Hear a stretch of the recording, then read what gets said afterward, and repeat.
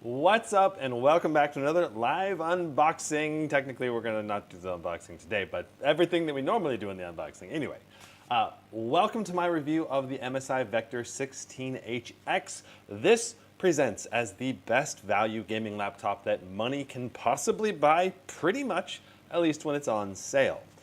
This particular unit features the RTX 5070 Ti and the Intel 275HX with a QHD plus 240 Hz, 100% P3 color gamut on paper. Display doesn't quite test that high in practice. Now, we've got all the initial impressions, B-roll, weight test, flex test, keyboard, trackpad, doing this stuff in the live stream today. But we're also going to be doing the graph analysis for a bunch of different games against other competing laptops. And then we've also got a full pros and cons list for you we're going to go over.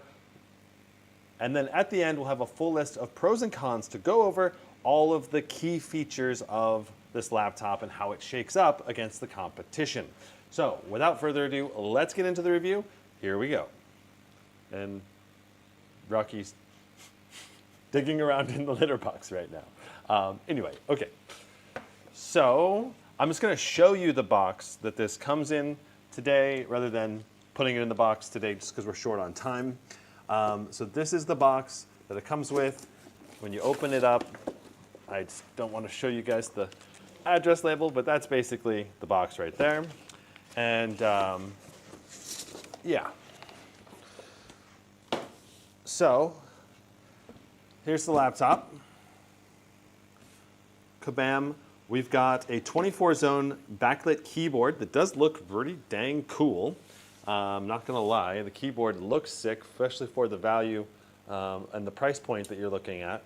And the keyboard does feel pretty good. I think the keyboard is a kind of a mushy, soft feel, and some people are going to hate that, but I think most people are going to like it overall in terms of actual realistic functionality when you actually get down to the brass tacks of using it. It's going to work pretty well. Now, the main thing is the number pad is very not regular. It's an irregular shape, and this is going to take some getting used to. So if you have number pad finger memory, muscle memory, it's not going to work the same as it would before. You also have a plastic trackpad here, so kind of a mushy keyboard and plastic trackpad. I'm going to call it mushy because it's soft, but it's a mesh keyboard, and the backlight does look pretty sick, in my opinion. And you got some nice keyboard functionality. You got an FN lock feature. The only thing I don't really like is that the FN button is over here on the right side. And that's just really annoying when you need to press FN plus these volume buttons or something. It takes 2 fingers to reach that. So it pretty much forces you to keep the FN lock locked in pretty much all the time. But the arrow keys have nice functionality. Max fans with FN plus up arrow. FN plus down enables a crosshair on the screen. Pause and play is the left arrow, and then you can turn the screen off with the right arrow. So I like the keyboard functionality overall, especially for a 16-inch laptop. It's got a lot going for it. So that's the keyboard and trackpad overview. Let's get into some initial impressions and biggest competitors. So this is the config that we're testing today. It's a Intel Core Ultra 9 275HX with the RTX 5070 Ti, and that's the core silicon. That's the important part to keep in mind. This one does come with 32 gigs of DDR5 5600 and a 2 terabyte SSD. So that's going to be a little bigger than the budget configs that you're going to get. Normally you're going to get 16 gigs and only a 1 terabyte SSD. And the QHD 240 Hz display is quite nice, especially for the value for your money. But the thing is, this config that we're testing today is not really the budget seller config. The budget selling config is going to be the 5080 version for $1949, which costs a lot cheaper than this version for some reason. Right now, this one's on sale, so this one's a really good value for $1950. And then you also have the $1299 MSI Vector A16, which has the Ryzen Dragon Range 8940HX, which is 16-core, 32-thread, and the same QHD plus display. So this one I think is the best value, and it'd be the one I'd recommend out of the configs currently available. Links are in the description if you want to pick one of these up. Now, the Vector 16HX with the 255 is the Intel Core Ultra 7 255HX. This one should put up very similar gaming performance numbers, but it's going to have only 16 gigs of RAM and a full HD 144 Hertz display with 45% NTSC. Oh my gosh, Rocky almost knocked the chair over behind me because he's going so crazy right now.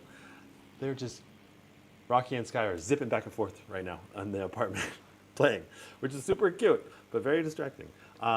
So I don't really recommend this particular config because of the full HD 144 Hertz display that has really crappy display color gamut. So if you're going to go for the Vector, just be careful of the display color gamut and know that you really want to get the QHD 240 Hertz display if at all possible. Otherwise, just know that the screen quality will be very lackluster going into that purchase. Now, top competitors, HP Omen MAX 16 with the Ryzen AI 9 HX375, very nice AMD CPU with the RTX 5070 Ti, 32 gigs of RAM, 1 terabyte SSD, and a QHD 240 Hz, 500 nits, 100% sRGB, not OLED. And this has gone on sale for as low as $1,500 or so. So the Omen MAX, I think, is a very solid competitor to this. You have the Legion Pro 5i, which is another solid competitor. This one goes on sale for around $1,600 to $1,700. Costs quite a bit more, but you get an OLED 500 nits display, and you get basically the Lenovo build quality with the Lenovo keyboard, which I think is superior to this Vector. So that's the main thing. And this one may go on sale lower. I would hope that you'd be able to get it closer to $1,600 or $1,500 at some point, but it's going to depend along the configs and everything. But I think the Legion 5i is one of the other top competitors here. Then you have the Asus Strix G16 with the Ryzen 9 9955HX, or potentially like the Ryzen 9 8940HX. That'll probably be cheaper, but both with the 5070 Ti, and that's the key here. You really want to get a 5070 Ti or greater this generation of GPUs, if possible, in that $1,300 to $1,700 range. That's really the GPU you want to buy. You don't want to get a 5060 or a 5070 because it's just not nearly as good of gaming performance. So now this one we have seen on sale down to, I think, $1,859. So that's a really good value when it's on sale. So this would be another one to look out for on the sales. And then we also have the Acer Predator Helios Neo 16S. This is the slim version, currently on sale for $1,449. And this one has an OLED, 32 gigs of DDR5 6400, the desktop class Intel Core Ultra 9 275HX, and the RTX 5070 Ti. Now, this one is a thinner laptop, lower power limits, but still very impressive specs for $1,449. I would say it's the next best value compared to the Vector 16HX in the gaming laptop market segment for right now. So those are the quick competitors that I would say are the top competitors against this laptop. And let's just get into some more initial impressions and B-roll. Checking chat, making sure that we are live here. Yes, 10 concurrent viewers. What's up, everybody? Welcome to the live stream. And this will be edited down into a final review with all of the benchmark graphs and everything. So just know that. And there will be timestamps as well coming to the live stream at a later date, like tomorrow probably. Anyway, so initial impressions. This thing feels good. I mean, the hinge seems like a pretty dang solid hinge. Looks like just closing it this much is enough to put it into the laptop closed mode, which is interesting. Let me get this camera a little bit closer. Cool. All right. And the main thing about this laptop is that it presents incredible value for CPU, GPU, and display as long as you're getting that QHD display. It's a thicker machine. See, like this sucker is not thin. This thing is like twice as big almost as the Zephyrus G16 in terms of total volume. But it also has almost twice as much power output in terms of total wattage going through the system. So it's the kind of thing that you got to understand that it's a trade-off getting the thicker machine, going for, you're really going for max performance for your money when you're buying a machine like this. So yeah. Now we did not set up Windows Hello, but let's quickly check the camera out. I have not opened the camera yet, so this will be interesting.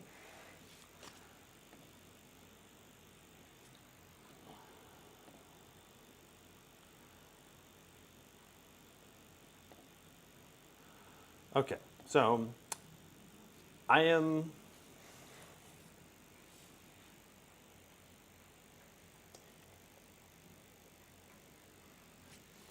there we go. It's not recording. There we go. Okay. Okay, so this is the onboard camera.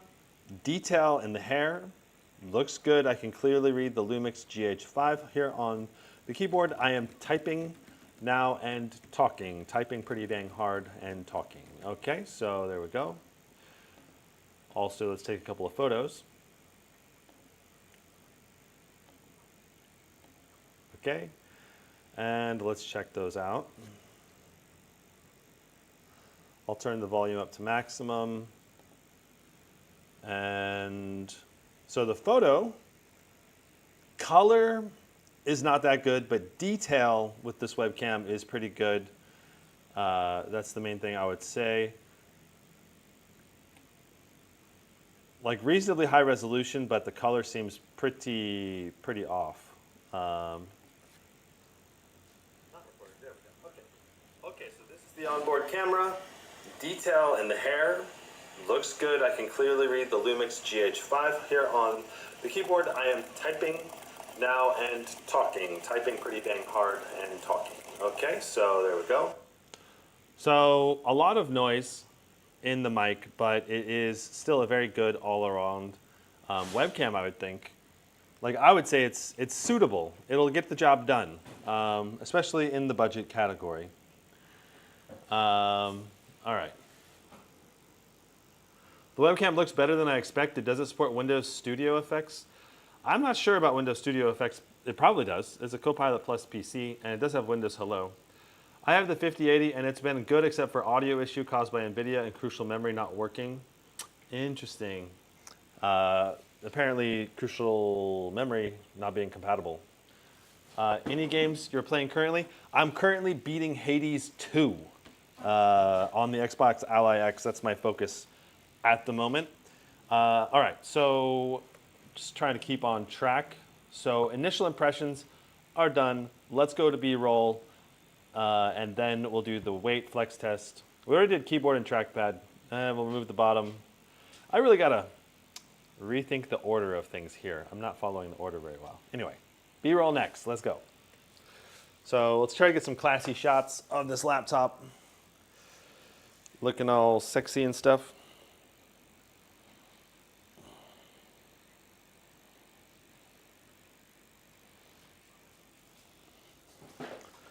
I suppose one thing we have not gone over that we need to go over is the power adapter.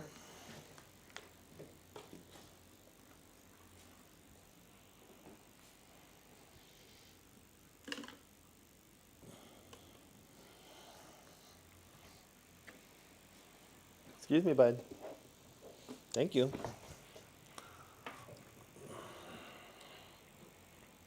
You can see this is a 330 watt power adapter. Pretty large in the hand. Not a small one by any means. MSI branded. I don't know that it is actually made by MSI, but Delta Electronics it looks like. But the power connector looks like this. And I think it's reversible. It looks to be reversible, but maybe not. Let me check.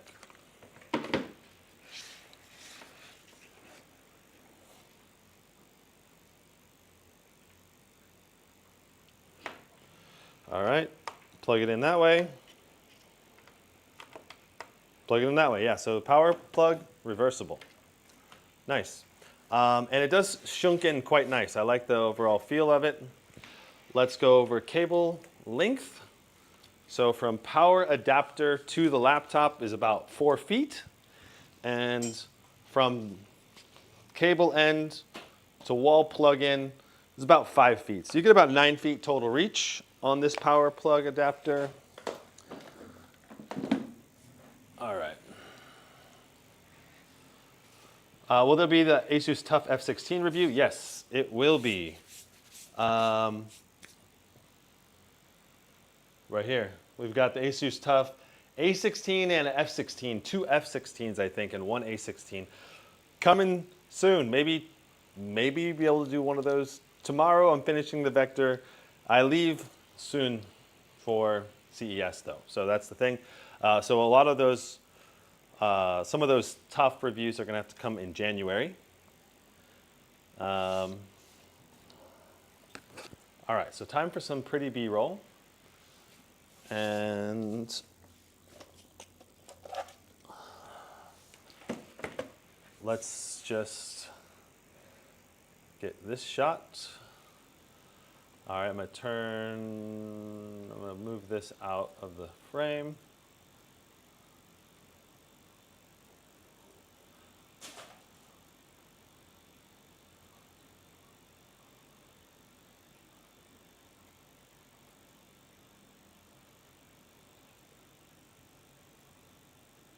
Okay.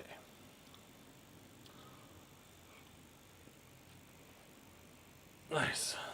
All right, so that's the top down for the Vector.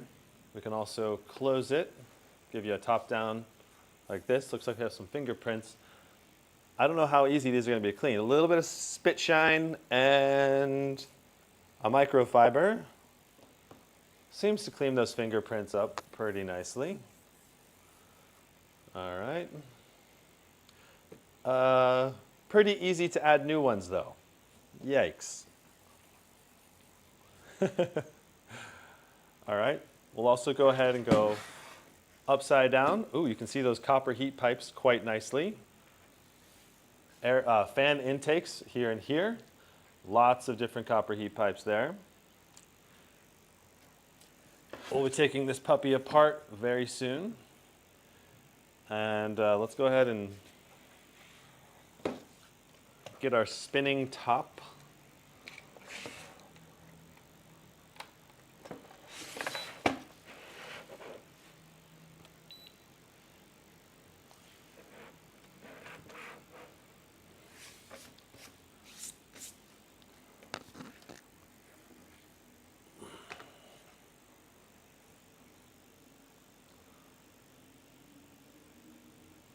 We'll get the laptop spinning here.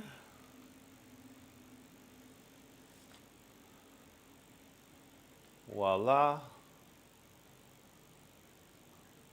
We'll let it spin once and then we'll open the lid. Did we showcase the BIOS yet? No, that's still coming up. We're going to be going over the BIOS soon. I have not looked at it yet, so it'll be a first look at the BIOS. And I gotta remember the keybinds to actually get into the advanced BIOS. It's like right control shift left alt F2 or something like that. All right, let's open this sucker up.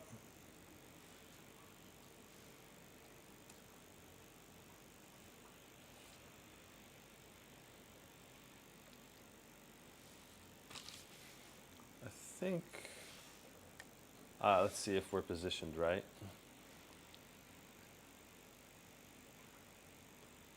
For this spinny shot. This is the shot I really want to get right. Boom. Pretty dang close. I don't think we're going to get much better than that. I'd say the only thing maybe is just turning off some lights.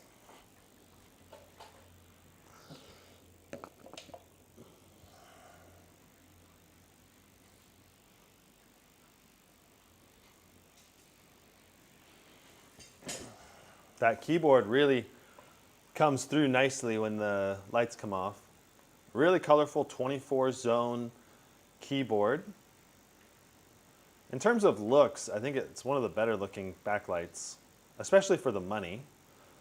Like a lot of the Asus laptops around this price point just aren't as snazzy looking because they're usually single zone. Like the G14 and G16 are single zone. The tough laptops are also single zone. So we'll let it spin one more time. I'm gonna just do that. Oh, just a little more back.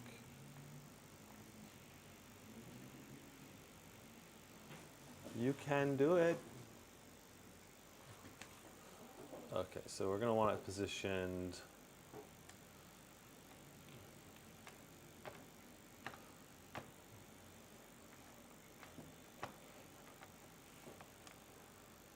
just like that.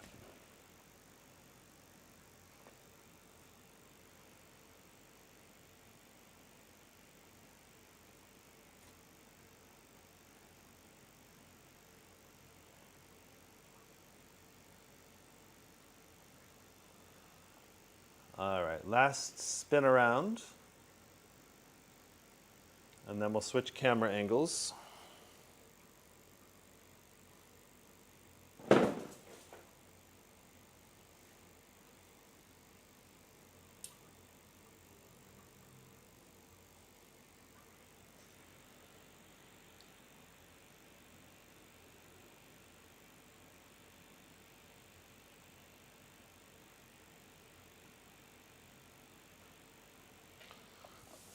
Maybe we should also go ahead and grab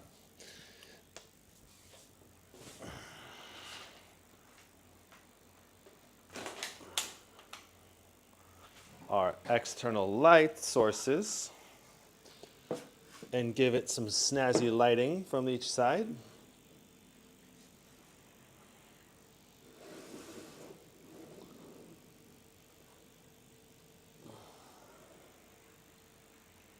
And maybe that's too bright.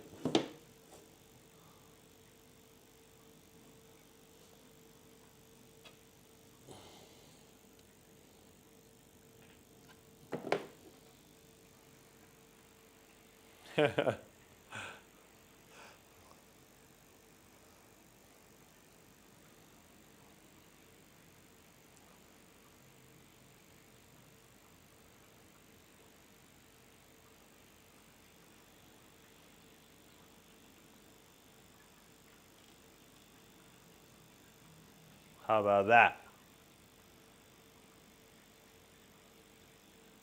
Oh, this one needs to be RGB.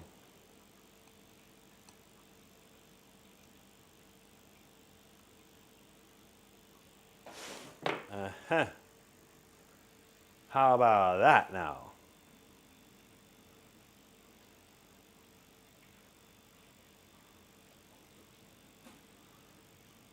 Hey, hey, hey, hey.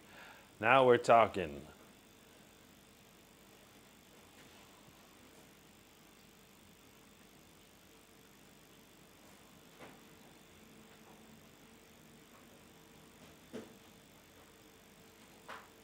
Bingo. All right. Oh, maybe we should do a top light. Just a little. Uh-oh. My top light's dead. Oh well. All right, so here's some spinny footage for the Winnie. Move this off.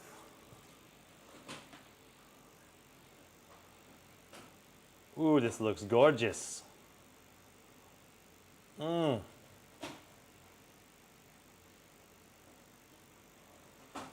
Looking super fine here.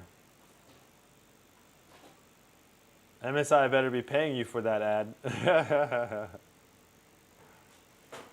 Nope. This is sent over from MSI, but no, they're not paying me anything.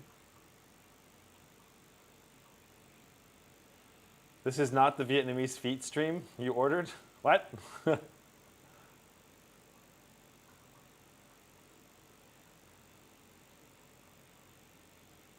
Elath said, I had the AMD version with the 5070 Ti and everything that could go wrong went wrong. Uh-oh. That happens sometimes, though. All right. Let's get a little more zeroed in footage.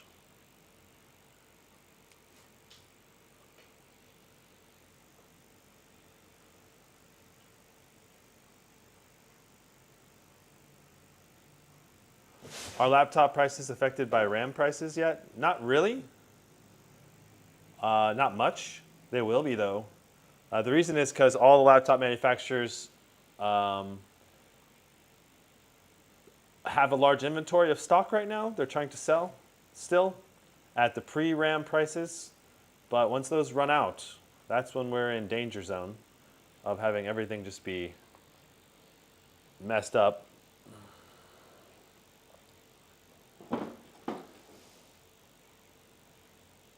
I'm trying to add some more detail with this top light. Wow. It really dominates all the color of everything.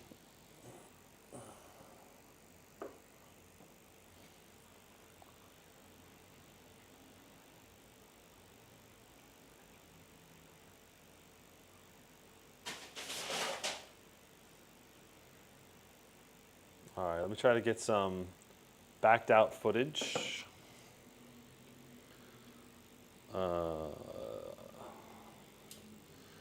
Where we can see the whole laptop.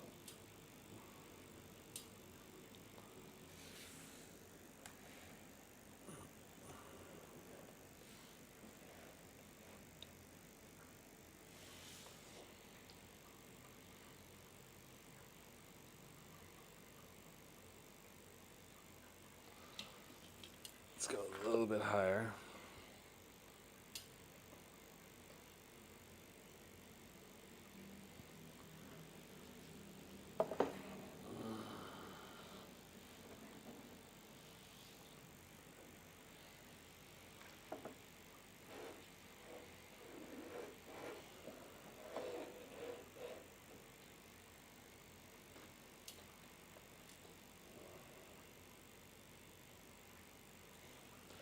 Got these extra cables hanging out from the Zephyrus. Let's see if I can scooch them over some. All right, we're gonna need to back this sucker up a little more and zoom it in just a little more.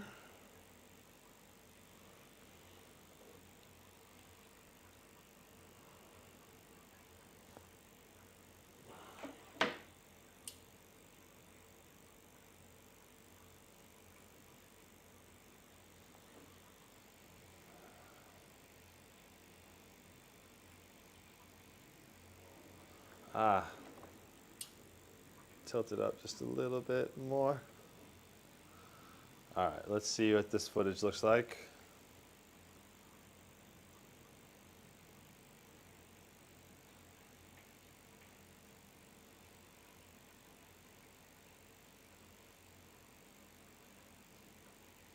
We'll let it spin once like this, and I think I'm gonna change it up.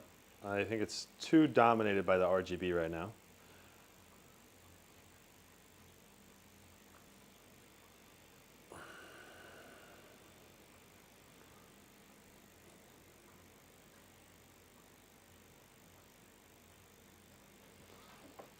All right, we're gonna tilt up just a little bit more.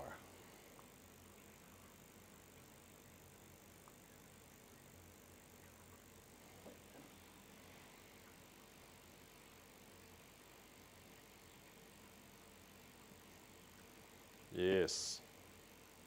Now we're talking, now we're talking.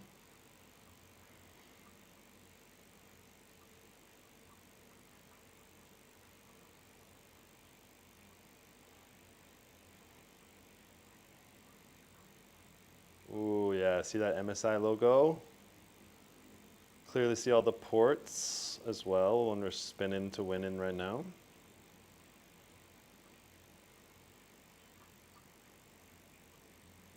And then when it turns around, we get to see the display nice and clear.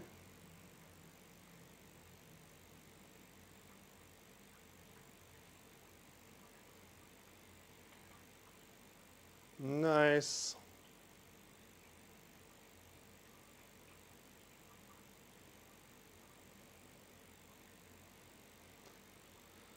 All right, last rotation, then I don't know, maybe we'll zoom in on the ports.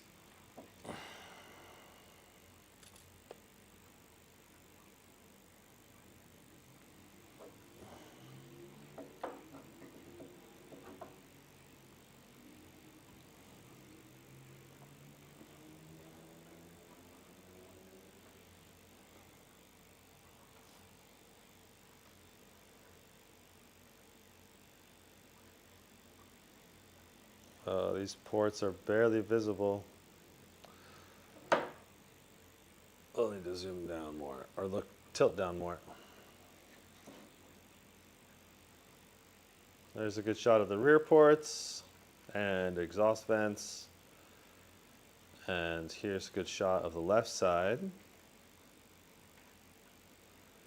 believe those are Thunderbolt 4 or 5s. I think those are 5s.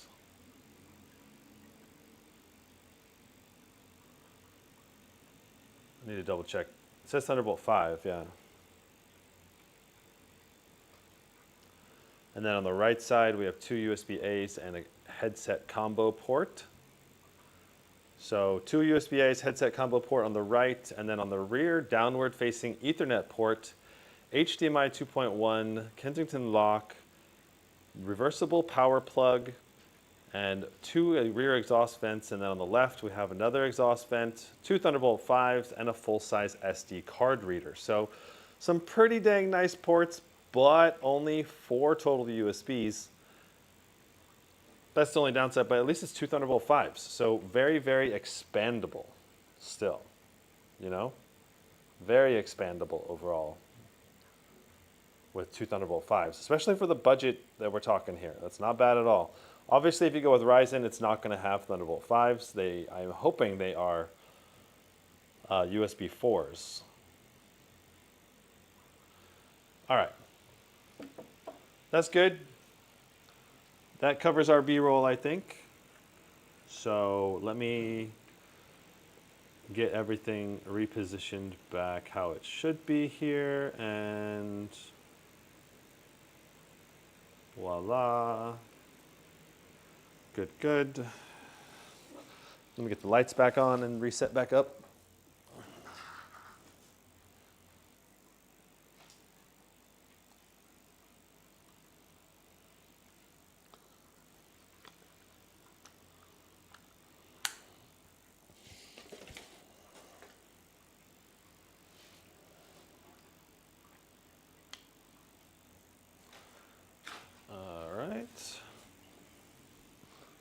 Rocky trying to steal my chair. Every time I get up, he hops in my chair and is like, haha, my chair now.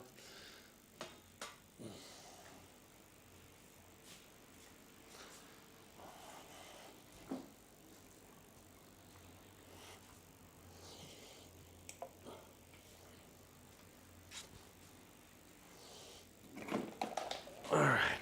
I believe we're in the take the laptop apart stage now, I think, which may be a bit tricky with this machine. The last Vector I took apart required removing the rear piece. So let's take this down, shut this off.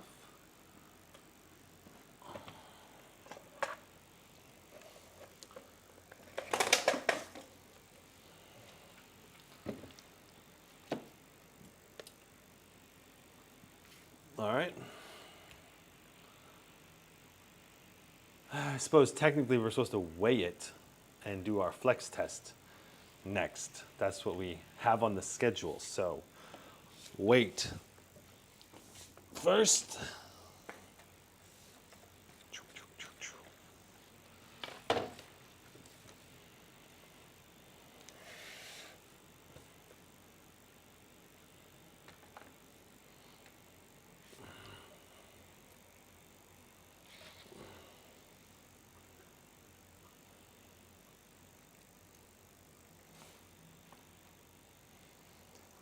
So 5 pounds, 12.2 ounces, 2.615 grams.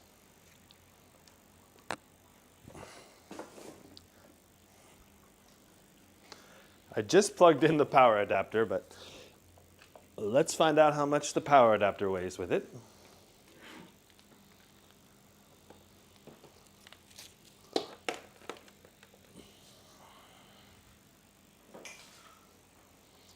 .606, so 3.6 kilograms.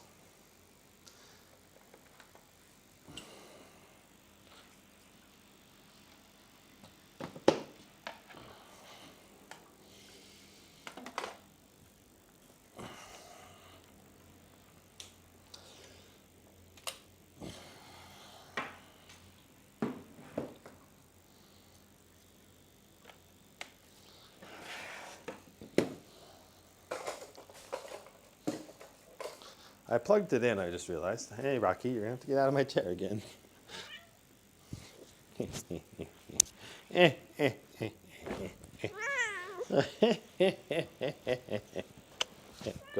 Go tackle Sky. Sky hanging out in my backpack right now, down next to my desk. Okay.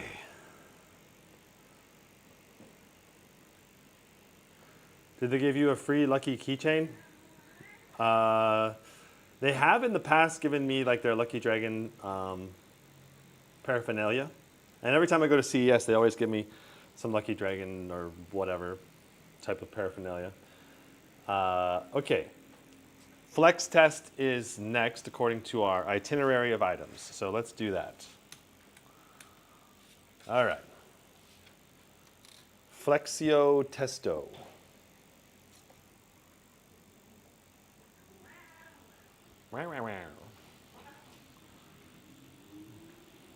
Starting at the bottom right.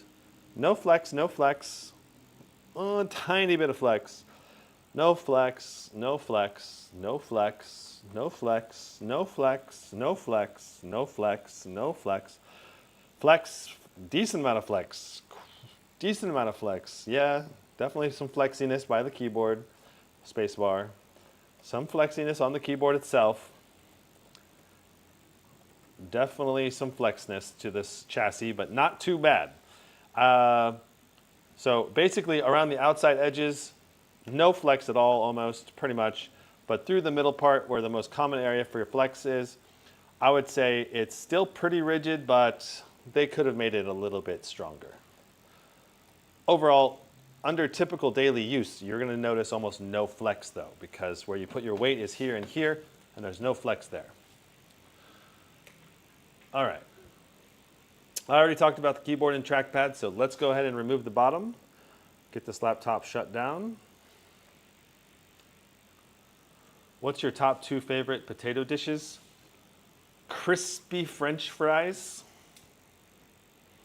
and loaded baked potato. Yum, yum, yum, yum. With sour cream, bacon bits, pulled pork, and barbecue sauce. Yum. Now, where is my toolkit?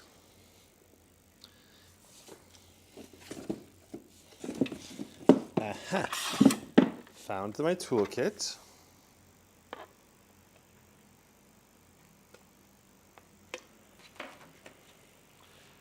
Thus begins the adventure of removing the bottom of this laptop chassis.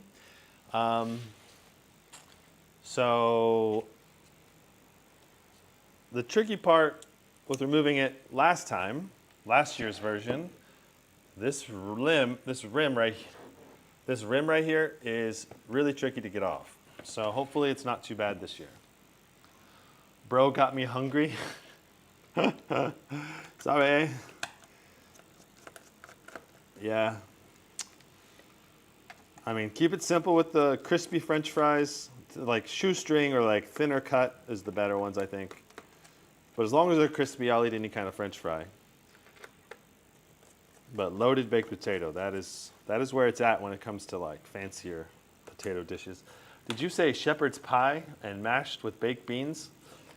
Not bad, not bad. Last night for Christmas dinner, I got me and my girlfriend a pulled pork with mashed potatoes, baked beans, coleslaw, garlic bread,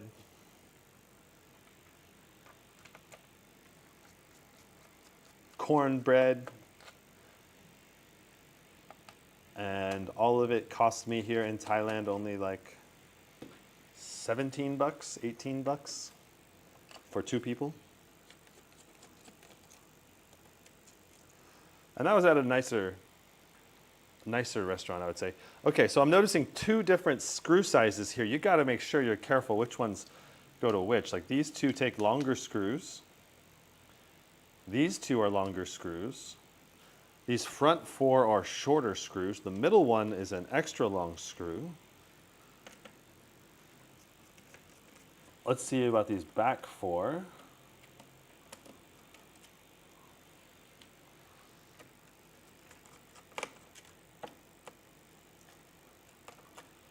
You really want a magnetic screw driver for taking the screws out of this system. Goodness, it would be hard to get them out without a magnetic head.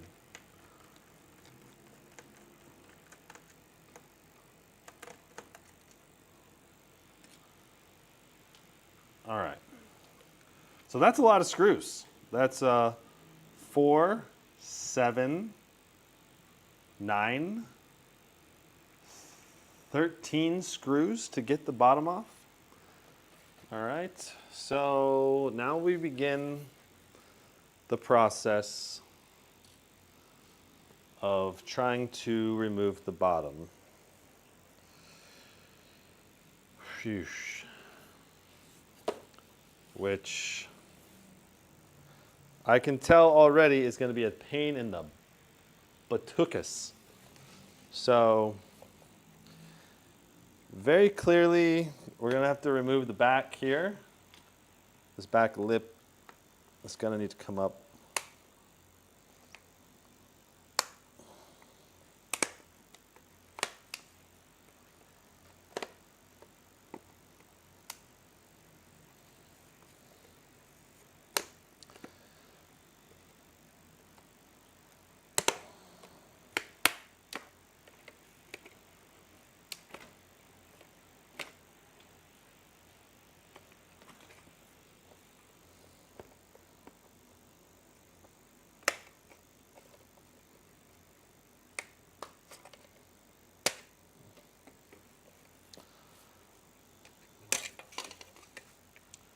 All right, so we got that back piece off. Now we need to get into this little ridge right here and pry it down and away. It also looks like there may be an extra screw here. I'm seeing maybe an extra screw that may prevent this from coming apart.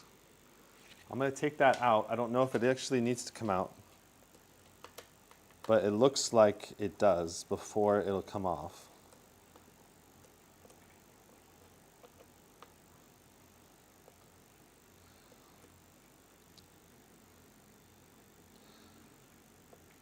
It does not want to come up though.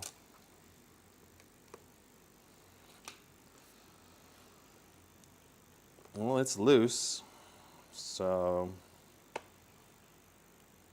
just using my fingers. Nice. All right, and it does not look like this screw needs to be removed, so I'm going to tighten this back up again. Just keep that screw in there. Huh, that's not bad. Using your fingers makes it pretty dang easy, actually. Whoa. Okay, let me try to get a better camera angle for y'all. All right. Yeah. So, I just pushed down here. Why is it so dark? Let's get this to be a little brighter, yeah?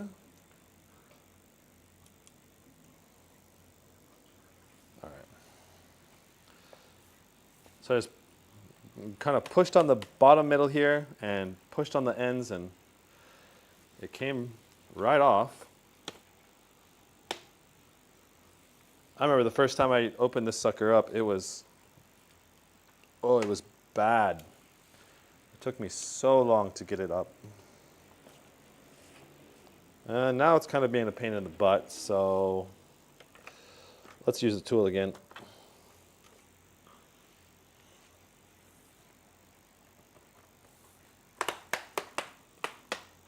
There we go. I think that's it.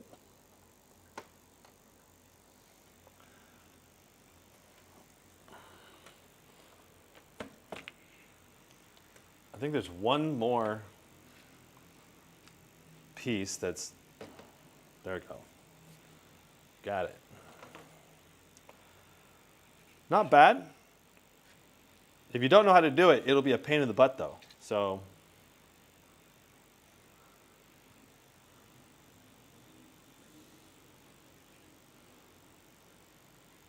all right, let's analyze the internals.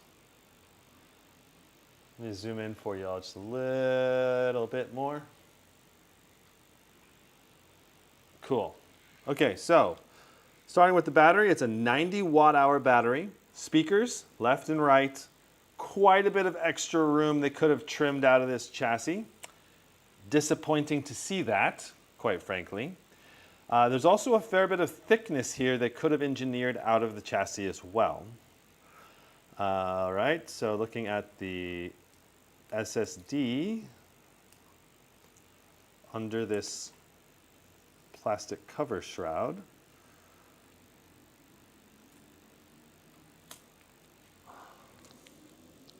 It's a Western Digital Gen 4 SSD. I believe this does have a Gen 5 drive slot. I don't know, is that supposed to be here?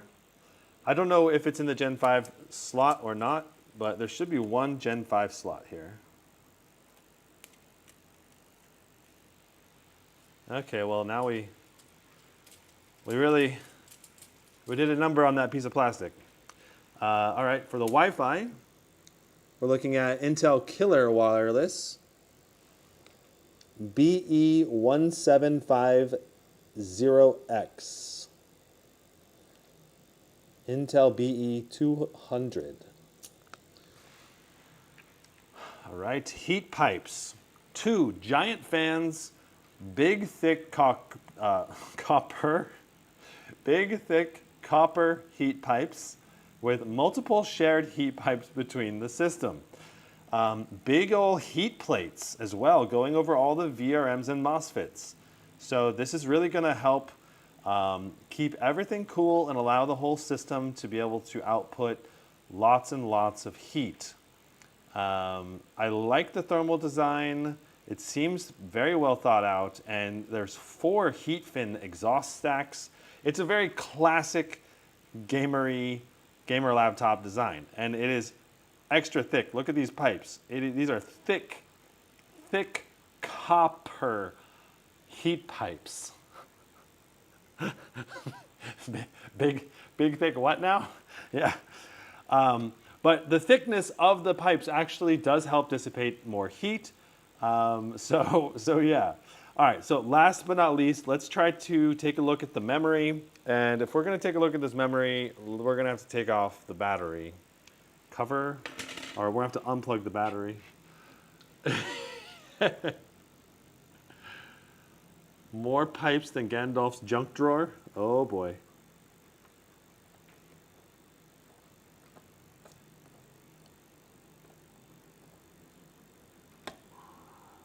How hard is it to remove this battery?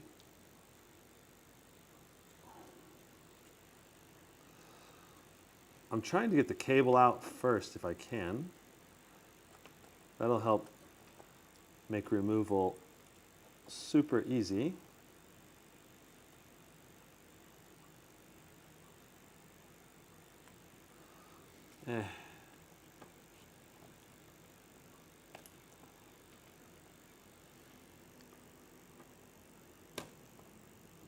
Come on. Let's wiggle it back and forth.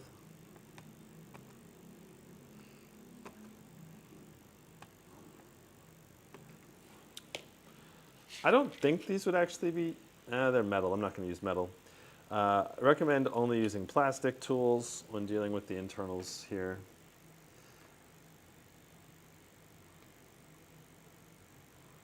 Fingernails are also okay because they're not metal. Okay, it's not coming up. It's not coming off. It's being kind of a pain in the butt. Yeah, this doesn't unlatch or anything.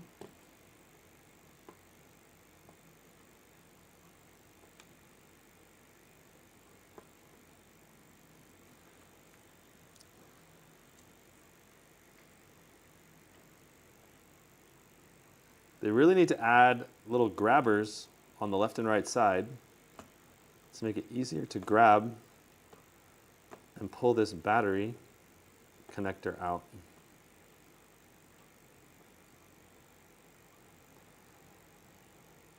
You know, most laptops do have that. Okay, let me see if I can use this other tool I have in combination.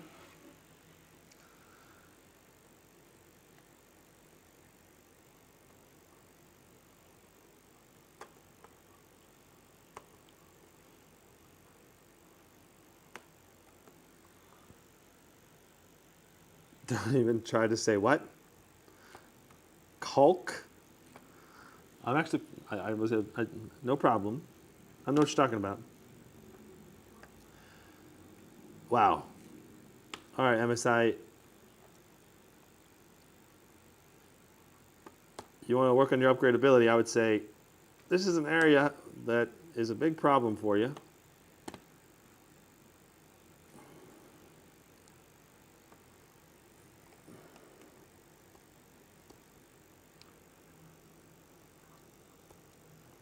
Yeah, it doesn't latch up or anything. There we go. Yay! Okay, I don't know why that was so dang hard.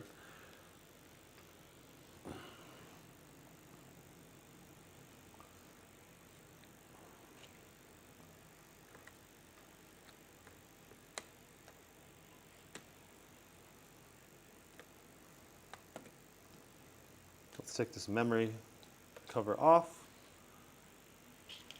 So this is a metal memory cover. That's why I really wanted to remove the battery first, because yeah, that can be a problem. I want to take a look at the memory sticks that we have included in this laptop.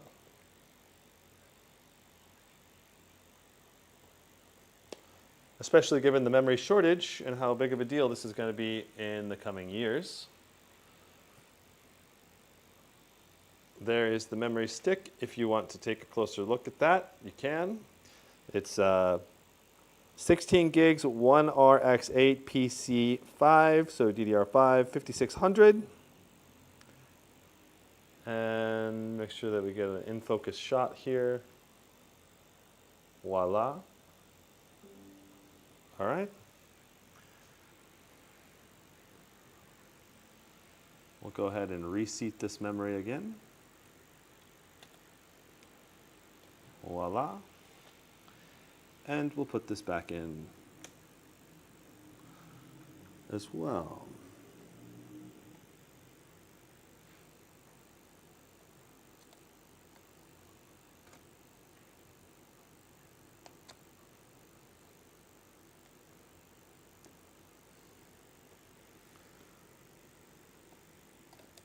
I really don't like these memory covers. I don't know why they do them. I'd be curious to know, but they just seem like a hazard. Okay, so that's the internals. 2 big fans, a whole bunch of copper heat pipes, big old heat plates, 2 SSD slots, including 1 Gen 5, 2 sodium slots, 90 watt-hour battery, 2 large speakers. I don't know if there's any additional speakers besides these 2. Definitely some wasted space in here. They could have definitely engineered this better, But that's partially why you're paying a lower price. Like there's this extra space in here they could have taken out, but they did not spend the extra engineering hours and man time to fine tune it. You're getting a bigger, bulkier laptop. Admittedly, you're getting bigger and bulkier laptop performance too. So, no big deal. All right, putting the battery connector back in was no problem. Let's go ahead and get this thing back together. RAM. What? So you need 7 business days to remove battery? What? What do you mean? Is that what the support tells you? When you send it into them, they need 7 business days to remove it?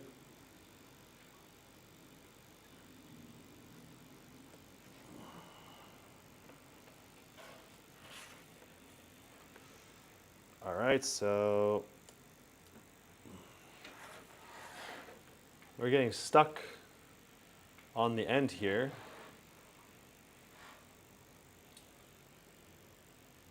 Getting stuck here. Gonna need to use plastic tool to bring the chassis down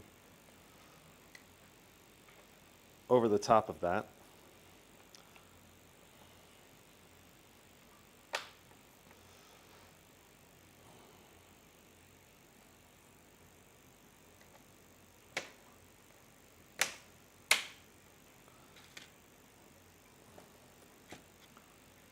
Yeah, all right.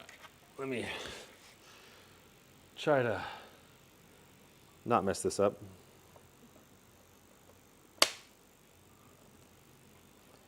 If possible. There we go. Pushing up on the headphone port helped.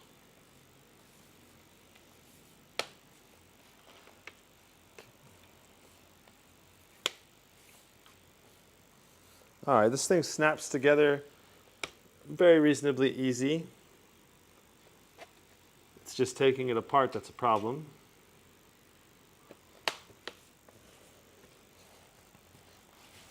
And honestly, taking it apart wasn't that bad. A lot better this year, probably because I have practice. That's probably the main reason.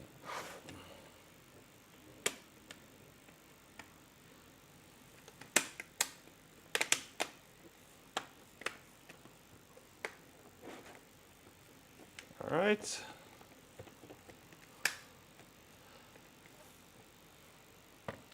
Is it just me or are the temps actually good on this thing, specifically the CPU? Yeah, temps were solid all around. The main issue with CPU temps, though, when you're comparing them to something like, say, the Legion Pro 7i or whatever other laptop you want to compare it with, you really have to keep in mind the power wattage level that is going through the system. The Pro 7i is always ramping that CPU wattage up, and so is the Legion 9i. And it's trying to push maximum CPU wattage at all times for the most part. And MSI's BIOS and firmware, they just don't do the same thing. They keep it to like 60, 70 watts or something like that, maybe 50 watts oftentimes. And that's why the temperatures stay in check a whole lot better. Where the Pro 7i and Legion 9i are just like ramping up to like 100 watts, even if it is a GPU-bound moment in the game or something, you know? I don't know.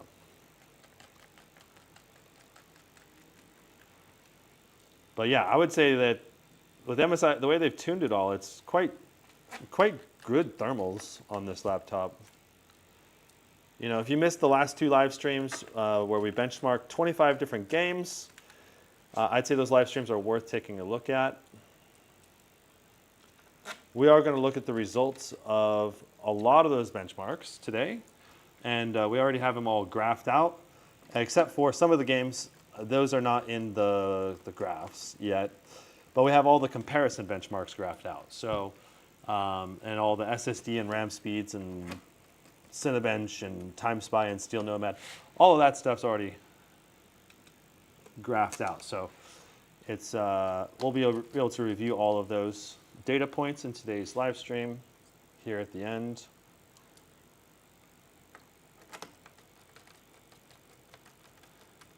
All right, and we are back together.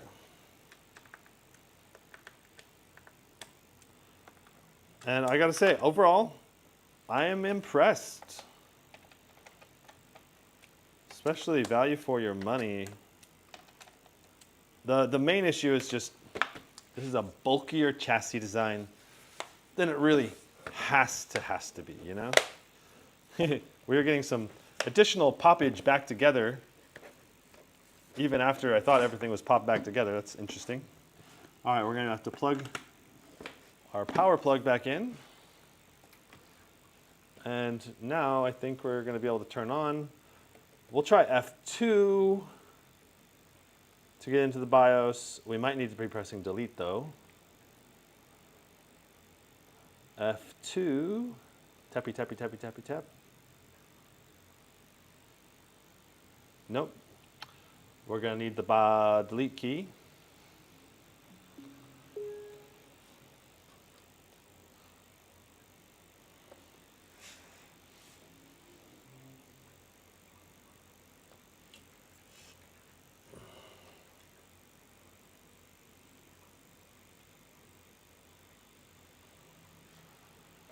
Time to shut it down again.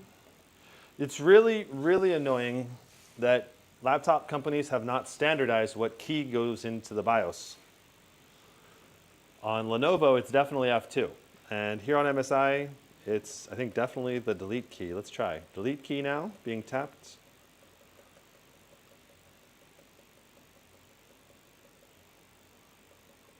Yeah, delete key. So, all right, now we have to look up our advanced BIOS combination. Advanced BIOS, MSI. Key combo.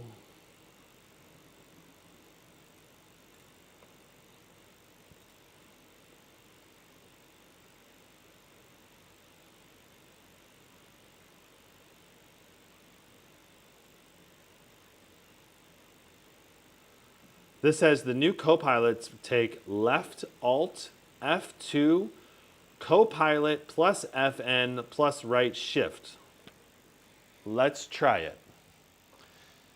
All right. So this right now, this is the basic BIOS, okay? You cannot access everything. Look at how few things you have access to, okay? So now we're going to try getting into the advanced BIOS. This says Alt plus F2, Copilot plus FN, and right Shift.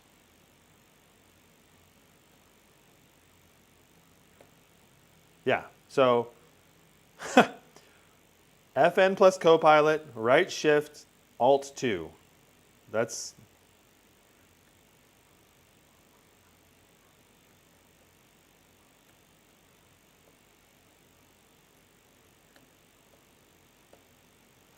so it's FN Copilot, Shift, Alt, F2. And it's the right shift. So FN Copilot, right shift, Alt, F2. And you can tap the F2 key to alternate between the two. Wow. Seems like the combination changes every year. I just have to Google it again each time I go into an MSI BIOS.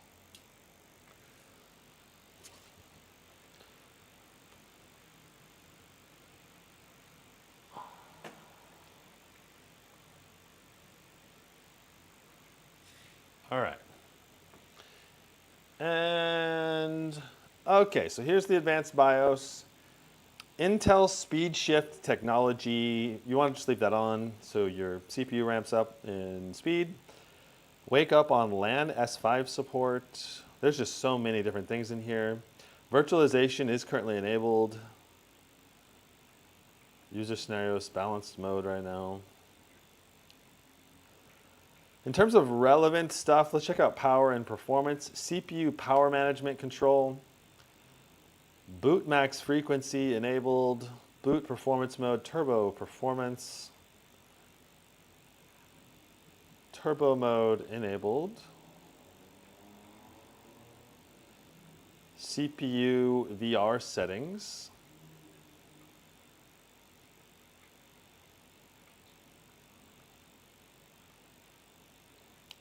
fizz slope. I'm not sure if, I don't know if this is relevant to undervolting. I don't think it is. Acoustic noise settings. Acoustic noise mitigation. Interesting. Efficiency performance VR settings. AC load line calibration. Looks like you can adjust this for undervolt settings. GT VR. You also have AC load line in there. AC load line in here. These are not your main undervolting settings though. Config TDP. Configure TDP boot mode. Power limit 1, power limit 2. So the long power limit's going to target 140 watts. The short is 220 watts. So that's a very high amount of power. Though in my testing, I think we only had 130 something watts being sustained. So it's still targeting more than what the laptop's cooling system can do anyway. So I would not worry about changing that unless you're going to use a cooler or something. But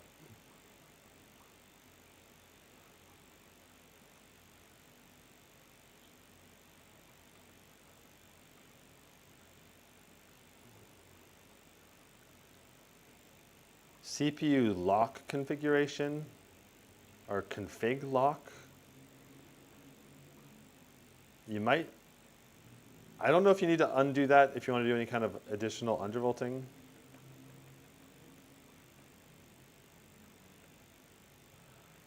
I'm looking to see if there's any kind of undervolt control, GT media control, nothing there. Overclocking lock, disable or enable. You'll probably need to disable this if you want to try using Intel XDU to control the CPU. This would probably allow you to undervolt it as well if you disable that.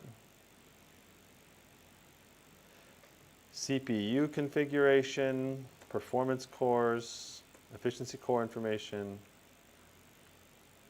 Active performance cores, you can lower the amount of active cores if you want to. I don't think you would ever really want to do that.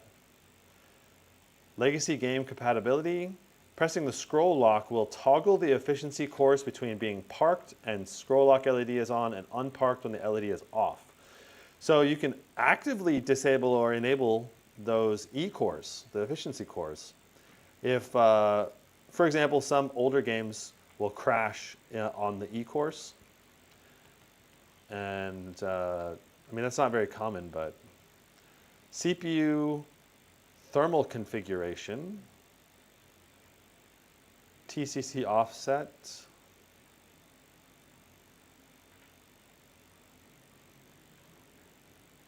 proc hot response.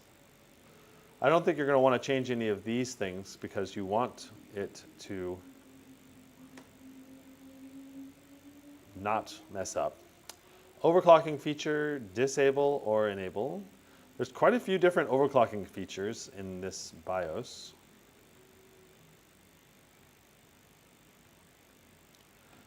There are more options in this BIOS than just about any other BIOS on the planet.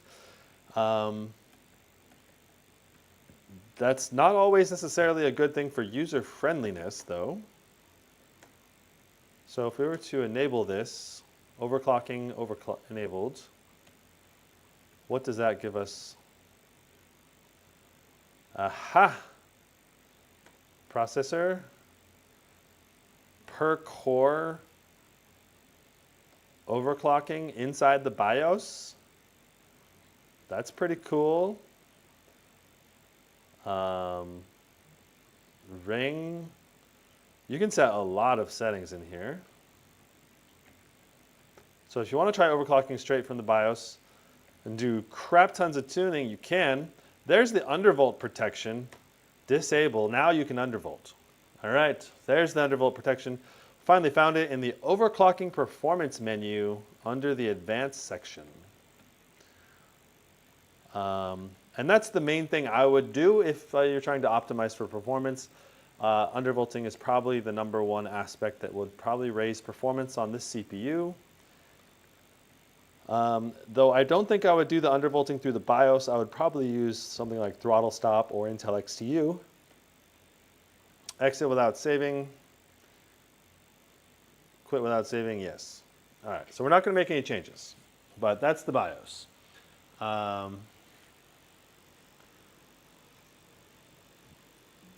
Can you show us how good OLED screen laptops have become? There's that Zephyrus. I see behind you in every video. It shows the same image. Can you show us it has burn-in? It does not have any burn-in yet. It has not been on that much, though. Probably only like 50 to 100 hours, which is not enough to actually cause burn-in. All right. That said, I think burn-in may become more of an issue on the Zephyrus G16 5070 Ti. That's the laptop I'm using right now.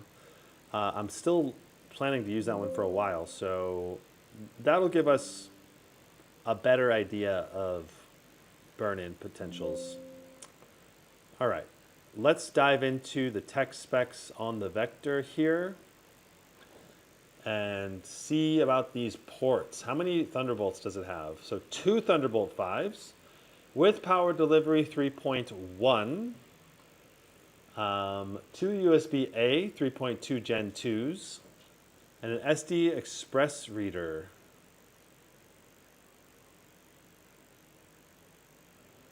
HDMI 2.1 with 8K 60 Hz or 4K 120, and a headphone combo. And there is only a 2 times 2 watt speaker, so no additional speakers here.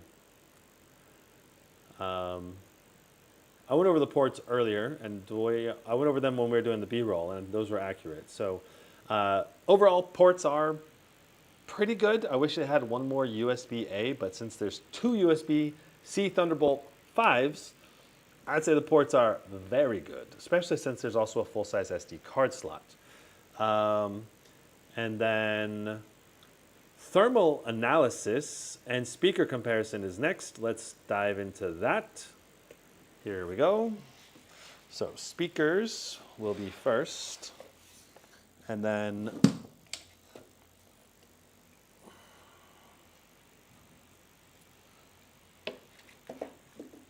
so the speakers here are probably not going to be that good, but also not terrible, I would say.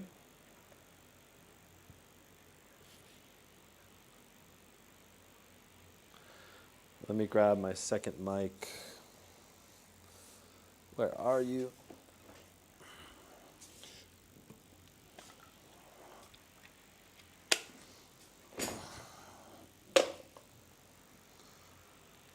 All right.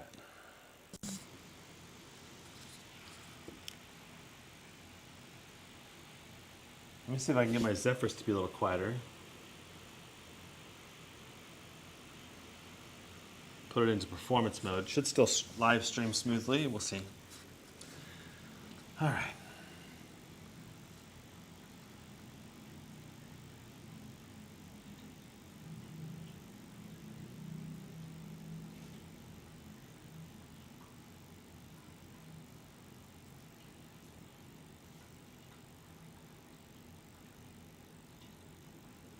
Baseline dB down to 46 now. Let's get into our music test.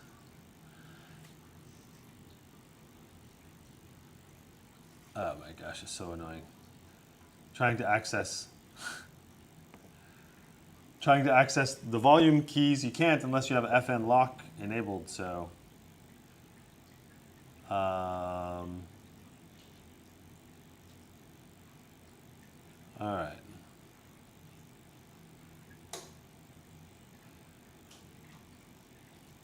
Peter Spacey Roar is going now.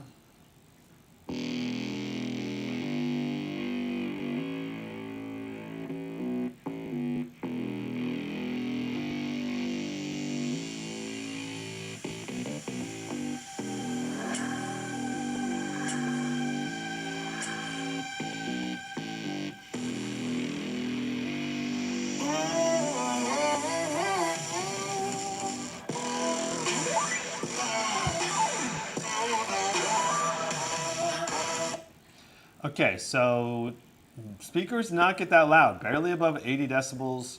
The bass is pretty mediocre. Let's try mids and highs with faded A and half-life.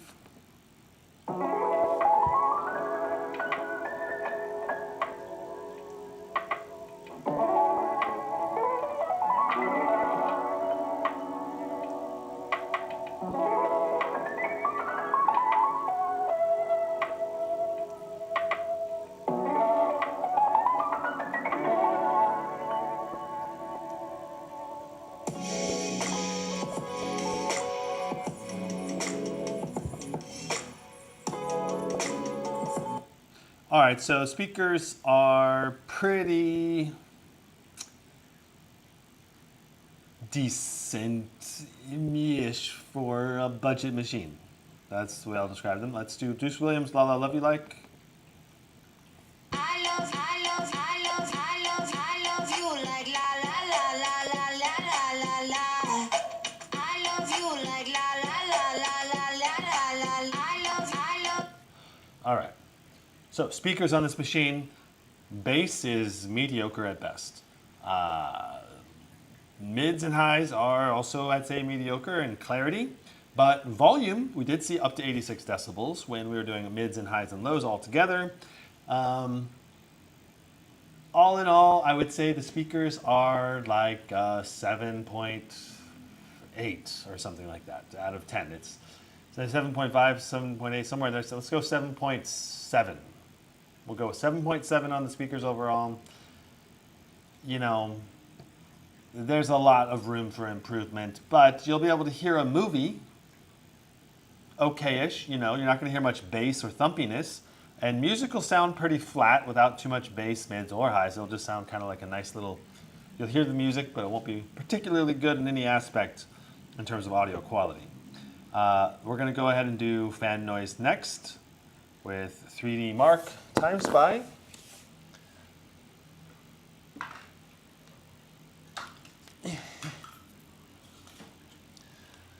All right.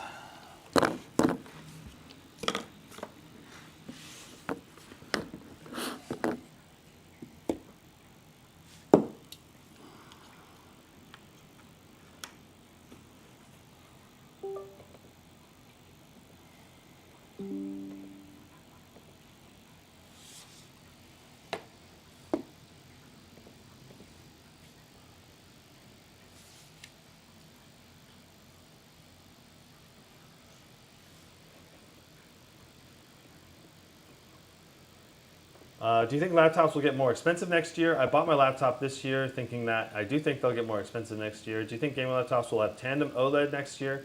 There may be some gaming laptops with tandem OLED, but I wouldn't expect very many. Chancellor says, "Hey Brandon, how you doing today?" I'm doing good. All right, loading up Time Spy. We're going to see how loud these fans are.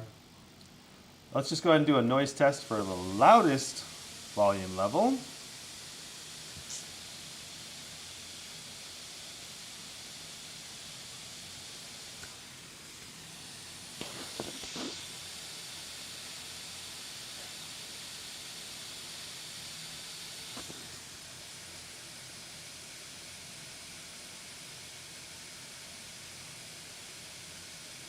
$59.4. Wowza. Those are some loud fans.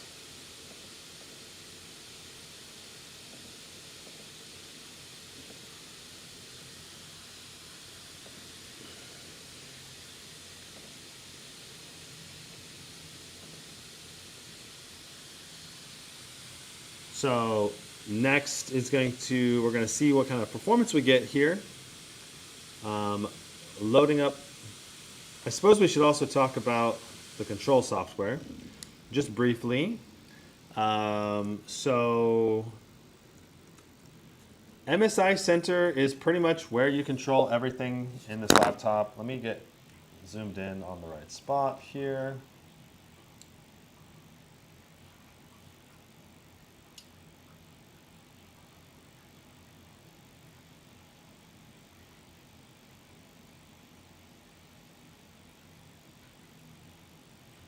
Cool. Okay, so this is the MSI Center.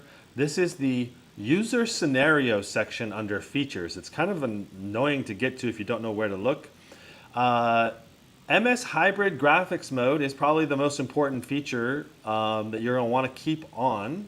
If you're in MS Hybrid Graphics Mode, you'll have adaptive sync through Intel, which is great to see. You don't have G-Sync, but you can have at least Hybrid Graphics Mode will provide that adaptive sync so you don't have screen tearing. Integrated Graphics Mode is what you want to use if you want great overall battery life. And this is going to make sure the NVIDIA GPU does not turn on accidentally. Discrete Graphics Mode is maybe what you'd want to switch into if you're going to play a very CPU-bound game, because it'll bypass NVIDIA Optimus CPU bottleneck. When you're in MS Hybrid mode, this will cause CPU bottlenecking just a little bit. We saw about 50 FPS drop off in Counter-Strike 2 when we switched between these two modes. It's like 450 FPS to 400 FPS approximately. Now there are 3 performance modes inside of this software: Eco Silent, Balanced, and Extreme Performance. And then if you click the little gear icon under Extreme Performance, you can apply a GPU overclock. There's also auto fans or cooler boost or advanced. So cooler boost will be max fans. Advanced will let you do your own fan profile for fan 1 and 2. Auto will generally work fine, and it's probably what I would probably recommend, unless you're going to be let's see if we can get the overlay on. Nice. Okay, so okay, for some reason our screen did not focus. We'll have to go over the MSI Center again. Okay, so this is MSI Center. This is, let me just put it to Eco Silent mode for just a moment so we don't have too loud of fans. Eco Silent mode, this is going to reduce our CPU, GPU wattage a lot and our fan noise. Balanced mode will give us a medium level of CPU, GPU performance and medium fan noise, at least in theory. So 125 watts it looks like, and 50 watts. And then extreme performance, this is going to give us peak 140 watt performance on the GPU and like 50, 60 watts on the CPU. And the fans are going to get really loud. So those are the fan profiles. You also have MSI AI Engine. I would skip that. Integrated graphics mode is the way to get best battery life. Let's go into eco mode here. Integrated graphics mode will basically let you make sure that the NVIDIA GPU does not turn on or trigger, because it can be really annoying if you're trying to get best battery life and the NVIDIA graphics card turns on and drains your battery life. So this basically completely removes the dedicated GPU from your system. MS Hybrid Graphics Mode will let you switch between NVIDIA and the integrated graphics, and most importantly, this will also allow you to use the Intel Adaptive Sync. So if you load up the Intel Graphics Command Center, you can see that you'll want to make sure that this is turned on if you're in this hybrid mode. But there's the Adaptive Sync, which is a replacement for G-Sync to make sure that you have no screen tearing. And it basically uses the iGPU to use FreeSync on the display so that you don't have screen tearing. And this is an important thing that a lot of people, I think, don't realize, but under display and under global settings, you have adaptive sync. So this will allow you to have screen tearing free gameplay. The downside is you have NVIDIA Optimus turned on, so that'll be a CPU bottleneck, and we had 50 FPS loss when compared to running Counter-Strike 2 in discrete graphics mode, from 450 FPS down to about 400 FPS.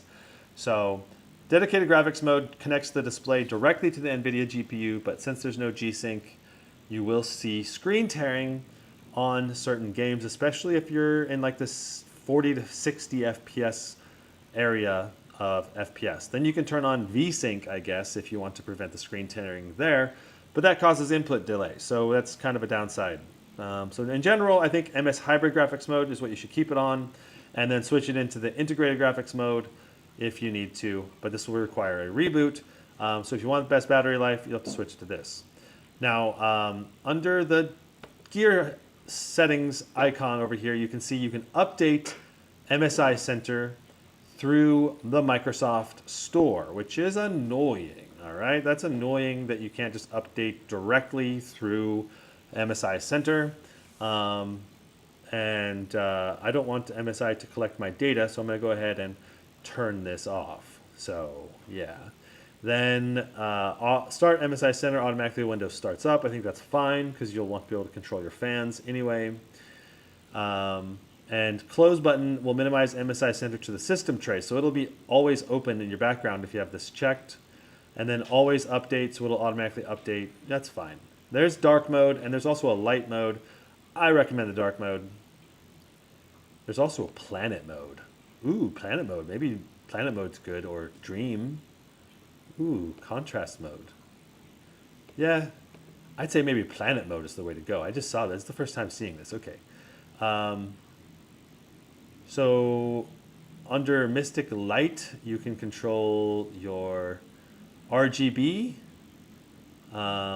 which looks like let's try to open that. When we click that, I think it's going to open.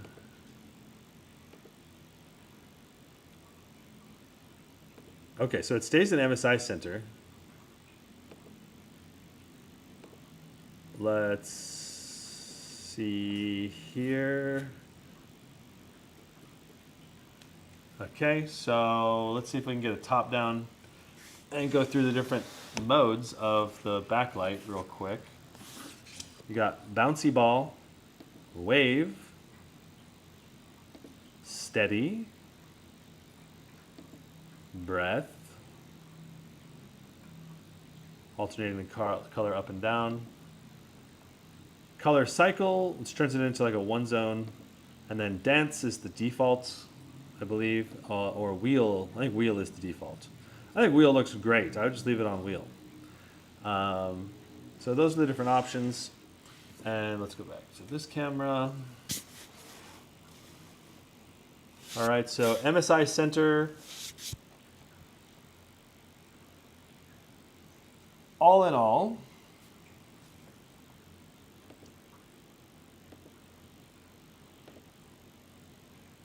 MSI Center is fine. I think it works okay. It's not the best.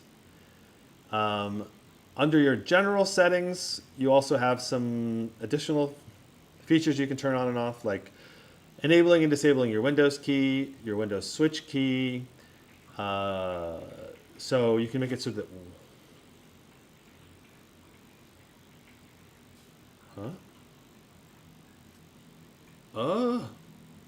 Oh, that's cool. Okay, so you can make it so that your Windows key over here, you can switch the FN key function with the Windows key function so that you can use FN plus volume up and down, but the FN key is the Windows key. It'll just be labeled incorrectly. I mean, that's cool. That's cool that that's a thing, that they saw that and that it would annoy people, so I like that.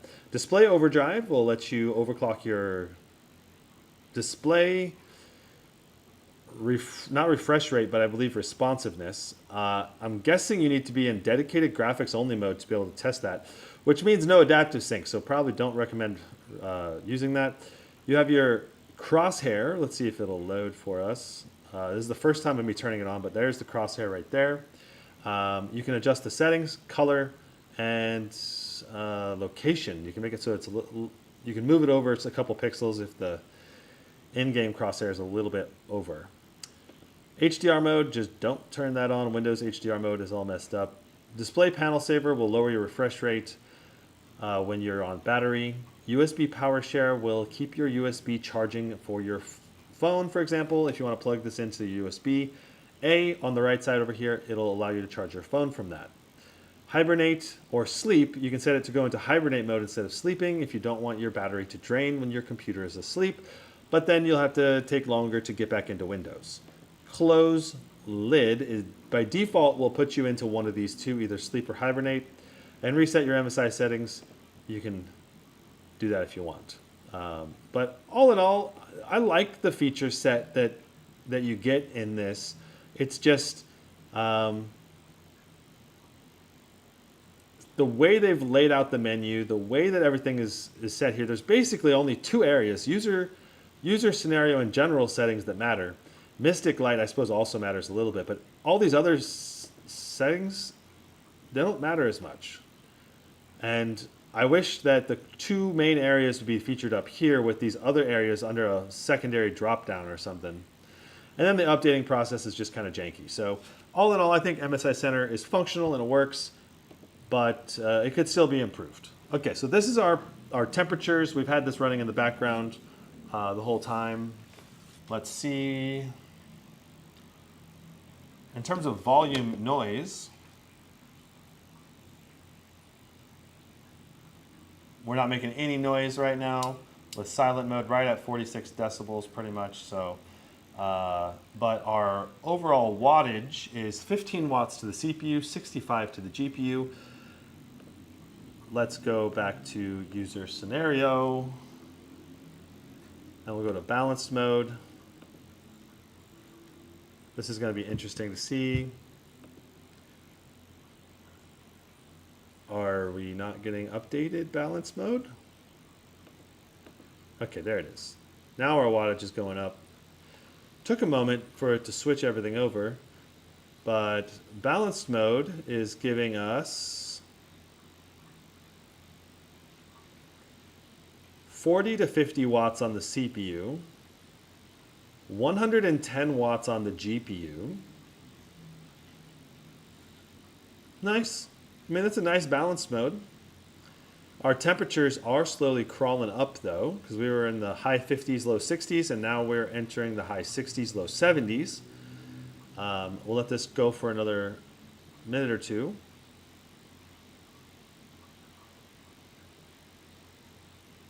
Our fan noise is also ramping up a little bit. But fan noise is very, very minimal right now. So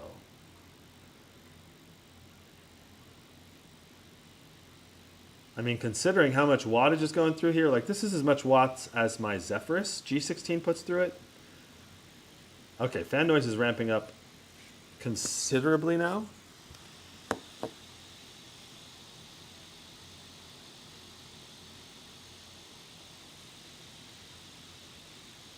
Let's go ahead and let's examine how loud we're getting now.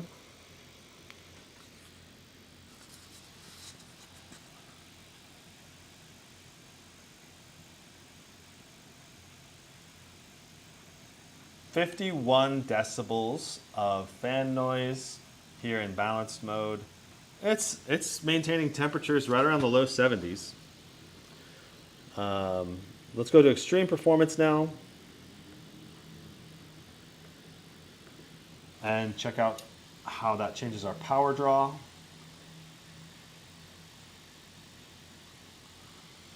"60 watts to the CPU, 55 watts. Now 139 watts to the 5070 Ti, which 140 is the maximum it can pull. So we are reaching peak levels of performance now. Our average FPS skyrocketed up, and we're getting much, much better all over performance-wise.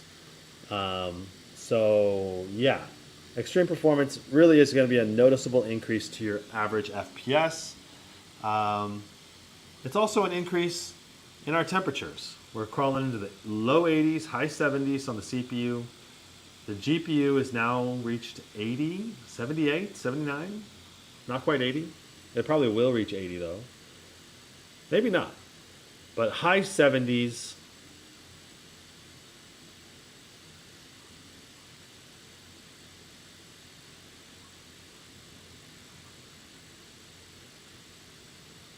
High 70s, low 80s seems likely in this mode without max fans. Let's see how loud we're getting now.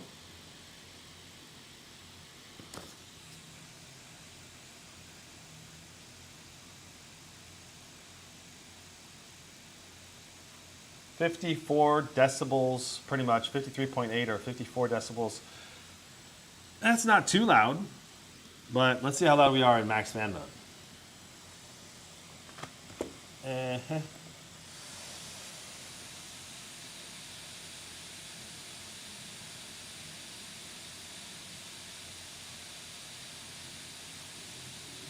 .6 decibels. Yeah, max fan mode is really loud, especially for a 16-inch laptop. That's a very loud laptop. And the fan noise, I would say, is very whistly. It's very whoosh, you know, kind of a bit more annoying to listen to, I think, than a lot of the other laptops. Just acoustically speaking. Our temperatures now, though, have gone down some.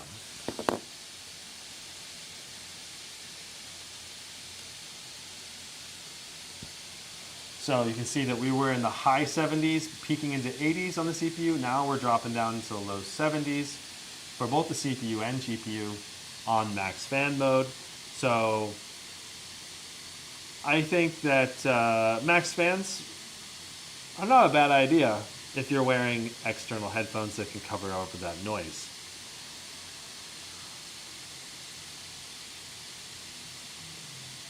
Will you go to CES? Yeah, I'm going to go to CES.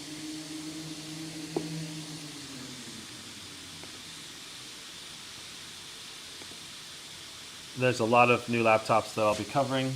So, software analysis, thermal analysis, feature comparisons, all done. Time to go over all of the graphs and benchmarks that we've done. Let me turn off these fans. And here we go. All right, so we'll need to start getting ready if you're not ready soon. Yeah? Okay. All right.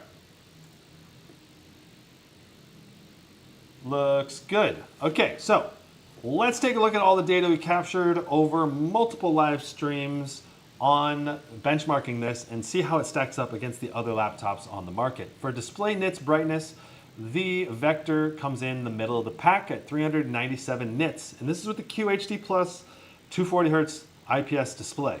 So that's very bright. It's a nice display. It also has pretty dang good color gamut. We'll go back to contrast here in a moment, but color gamut, I mean, it's not the top of the pack, but considering it's a more budgety laptop, 94% P3, 100% sRGB, 90% Adobe, it's still very, very good, and it's in the mix with the other top of the laptops. Display contrast, though, because this is an IPS display, it only had 900 to 1. So that means no deep, inky, black images. So games like horror games, dark images, it's not going to look as good. You're going to have backlight bleed, basically, coming through the IPS display. For Ada64, we had some decent performance. Where is it? MSI Vector, right here in the middle of the pack at 80.4 gigabytes per second. It's very fast memory. It also had some decent latency at 112 nanoseconds. All in all, especially considering it's more budgety system, that's some good memory speed. That's with the 32 gig Samsung memory that we tested, that we showed in today's video. Keep in mind that if you get the cheaper configs, it might come with different memory. I don't know. There's probably no guarantee that it's the exact same memory, especially now with the memory shortage. I don't know. MSI Vector 16HX came in at 1,919 points for Cinebench R24 with the 10-minute test. And this also had lower overall this also had lower total CPU TDP on that CPU. So I think it was only about 130, 135 watts during that 10-minute test. So it was significantly lower performance compared to these other laptops that are thicker and beefier and had better cooling systems. Though I don't know, I feel like it could have ran at a higher level of wattage given the beefy cooling system this thing has. With some tuning, with some maybe increased power limits, you might be able to get more performance, especially with some undervolting and a laptop cooling pad. I think you could bring performance up to be in line with these other laptops. But compared to the other laptops like the G14, G16, MacBook Pro, it absolutely crushes in terms of value for your money, because A lot of the other laptops in this price segment at $1,300 to $1,500 are going to come with way worse CPUs and with worse cooling solutions. For Blender, the combined benchmark score, the Vector did good, but actually worse than the other 5070 Ti's for some reason. 4555 for the Vector, behind some of the thinner laptops, which was surprising. I don't know what's going on. It obviously is going to be able to run Blender just fine though. Like it's still going to be pretty dang fast in Blender, especially for the money. Now for CrystalDiskMark, this was the slowest SSD that I've tested. It had 6,000 for the read, but the write was only 3.6 gigabits, so not that fast. And so the average score was 4,900. All in all, I think it's still going to be fine. I don't even think you'll be able to notice the difference, quite frankly. I used two 8 terabyte SSDs that were both around 3,000 read and write, and they're both super fast. So in my experience in terms of actually using them, very, very snappy. TimeSpy score, the Vector got 17,766, right in line with that Strix G16 with the HX3D at 17.8. But outperforming the thinner and lighter Zephyrus laptops, which is what you'd expect. For laptop weight, the Vector is 2.7. We need to actually reposition this, but it's one of the heaviest laptops, even heavier than the Legion Pro 7i. And when you look at the Steel Nomad score, the Vector does quite well actually in Steel Nomad at 4,369, oh actually 4,075. And that is very good for the 5070 Ti, the highest scoring 5070 Ti I've tested so far this year. And when you look at Steel Nomad points per kilogram, the Vector is kind of low on the chart because it's heavier and you're only doing a 5070 Ti, and a lot of these other laptops had 5080s or were thinner and lighter. So you're not really getting that much performance for the weight, but you're getting lots of performance for your money. Total volume also, the Vector is really heavy. It's really thick and voluminous for how much, it's a thick and heavy gaming laptop with high performance limits, so 175.9 cubic inches. And again, we need to redo the order of these graphs, but yeah. Baldur's Gate 3, let's talk gaming benchmarks. We tested 25 different games. We don't have the graph results for all 25 games, but I think we have 7 or 8 games with comparisons against the other laptops I've tested this year.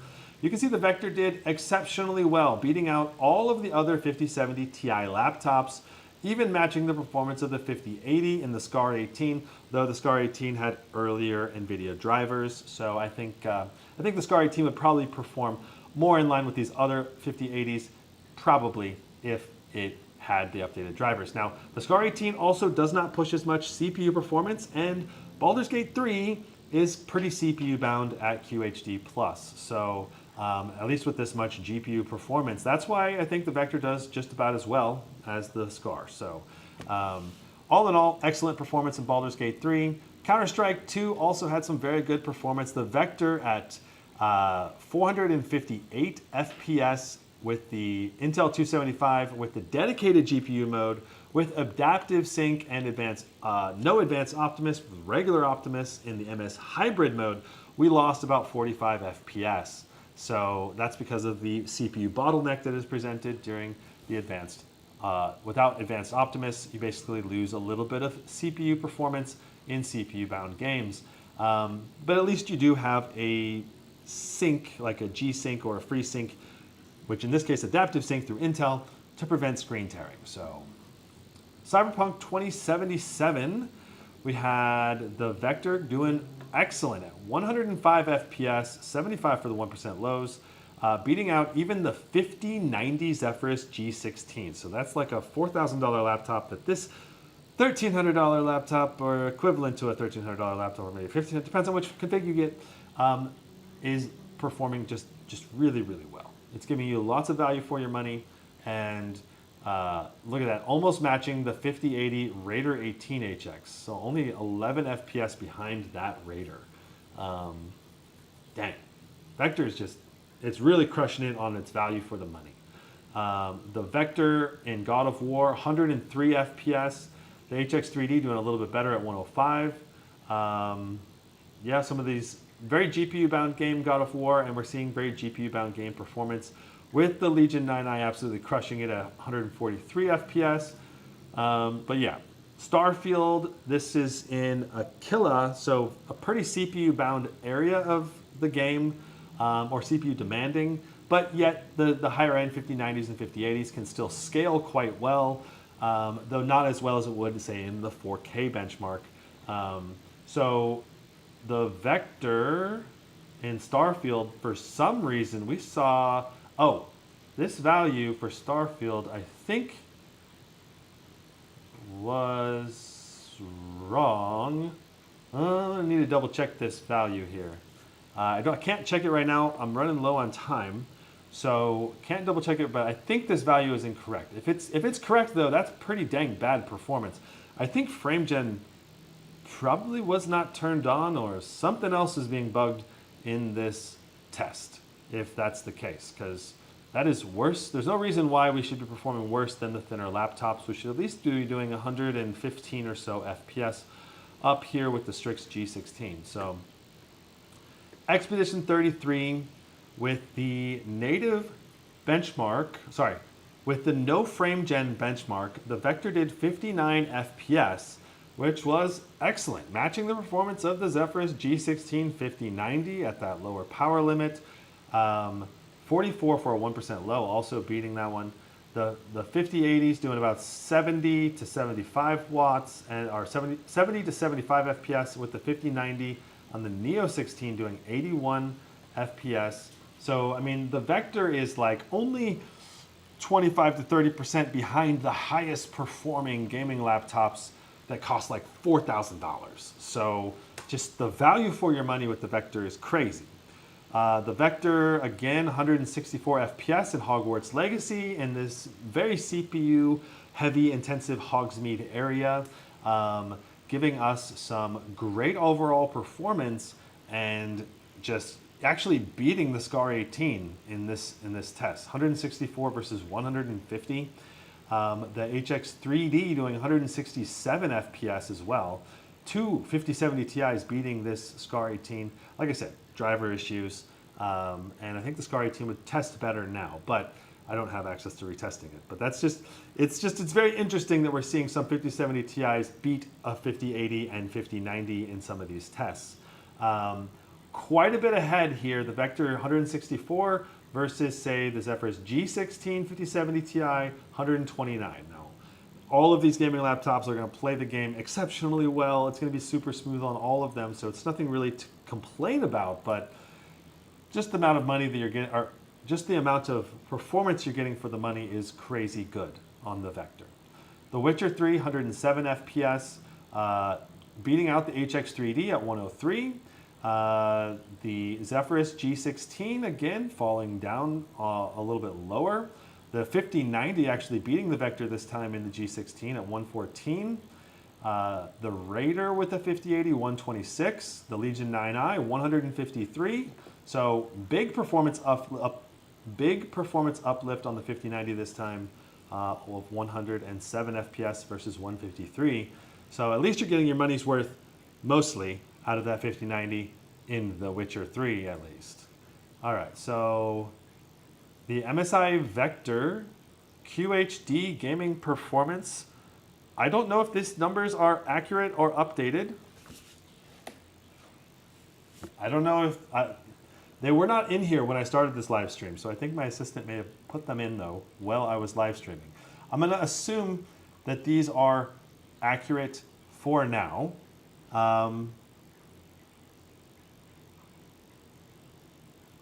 Looking to make sure. I think they are accurate. So let's go over the pros and cons. MSI Vector 16HX in summary. Let me move my camera down just a little bit and check chat.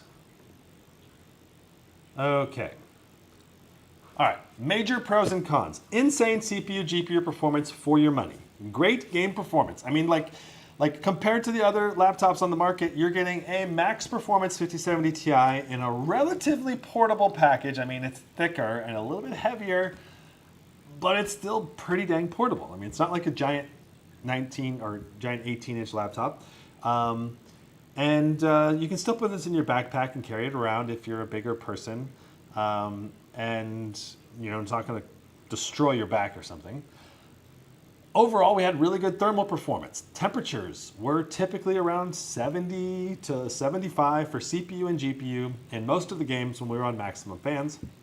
If you don't run maximum fans, the temperatures will get a bit spicier in the high 70s, mid 80s, but still very acceptable overall. Intel Adaptive Sync. I didn't think this had any kind of syncing on a hardware level, but it does. That uses Intel Adaptive Sync to use the FreeSync on the monitor to make sure you don't get screen tearing. So that's a huge plus in my book, but the downside here, of course, is there's the Optimus CPU bottleneck, so you'll get a little bit less performance. I feel like this has solid build quality all around, especially for the money. There's a lot of plastic on the chassis, but the plastic will help prevent the wrist rest from getting that hot. It just gets a little bit warm.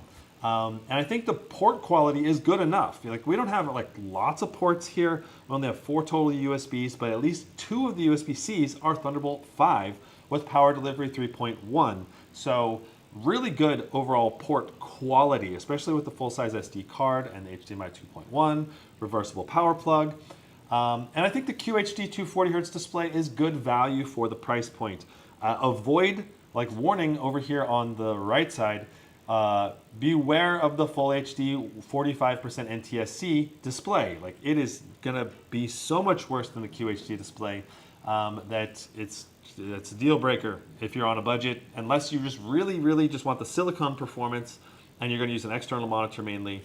Then I think you could get that Full HD 45% NTSC and just accept that when you're away from your external monitor, you're gonna have crappy display quality. I think this has best-in-class value for your money because it's going to be a combination of high-performance CPU and GPU, not the highest performance possible. You know, the X3D chip still crushes this one in CPU-bound games, but in terms of GPU-bound game performance, this was excellent, matching X3D performance for the most part, and the price of this system is so dang reasonably priced, especially if you get the configs that I went over at the beginning of this live stream. You know, either the Ryzen 8940HX for $1299 or the 5080 with the Intel 275HX that has the QHD. Both of those come with the QHD 240Hz display. But be cautious of the Intel Core 7 255HX version that comes with the Full HD display. It costs, I think, around $1,400. But yeah, it's got the lower quality display. So that's the downside there. Now, I think you have good upgradability. You have 2 M.2s. You have a Gen 5 SSD slot in here. You have the Wi-Fi card upgradable. You have 2 SODIMM slots for upgrading your RAM up to 96 gigs or 92 gigs with 2 48 gig sticks. Or 96 gigs. Overall, I think this is an easy recommendation as best value laptop for people who don't mind a thicker machine. Like, if you want something that's thicker, higher performance for your money, like, this is an amazing laptop for your money. Let's go over the cons. All right, so no G-Sync or Advanced Optimus means that you're gonna have CPU bottlenecking in CPU-bound games. You have loud Max fans that are kind of whistly sounding fans. So it's a combination of loud Max fans and a whistly sounding fan acoustics. I think the fan acoustics are better on other laptops. Intel 275HX does not reach peak performance like we saw in Cinebench R24. Only 135 watts was sustainable on that CPU. No OLED or mini LED display options here. So there are other laptops, like I went over, either the Omen MAX or the Acer Predator Helios Neo 16S. Both of those have OLED options, and they're around that same $1,500 price point. So if you value display quality, you might want to skip this one for that reason. Now, the mesh keyboard I think is functional, but it's soft and it's kind of mushy feeling. And it's a plastic trackpad, so the trackpad seems to work fine. It seems to be pretty accurate, but it's not going to glide as smooth. And again, beware of that 45% NTSC Full HD Plus display. I just wish they didn't sell that. I wish they did not sell this laptop at all with that display. And then larger and bulkier laptop is definitely a con and difficult to remove the bottom, question mark. I put that in there before I took off the bottom. And I do think it's a harder to remove bottom, especially compared to a lot of the Asus laptops. About the same as a Lenovo laptop. There's no pop-up screw and this thing wraps around the back. So you have to know what you're doing to be able to remove the bottom. But if you know what you're doing, I felt like it wasn't that bad. So that's my review. That's my review of the MSI Vector 16HX. I hope you guys enjoyed it. Let me check chat here before we end, and we'll call it there. But I'll have this edited down into a final review posted soon-ish, probably a few days after Christmas or something like that. So anyway, thank you so much. We'll see you in the next one. Brandon out. Okay. Just checking chat one more time. I just had to put that in there for the editor so they have an ending. But I would invite you, if you're not subscribed, hit that subscribe button, hit that notification bell. More live streams coming in January. Maybe one more live stream tomorrow with an Asus TUF. And then new live streams will have to wait until January timeframe. Yeah, it's not going to be live streaming because I will be traveling for Christmas, visiting family, and then at CES there'll be a ton of new videos, probably like 40 new videos in January for all of the new laptops coming out, and then live streams will resume for benchmarking and testing in probably like January 15th or something like that. It's the time frame for when the live streams will resume again. So. Anyway, thank you so much for watching. We'll see you in the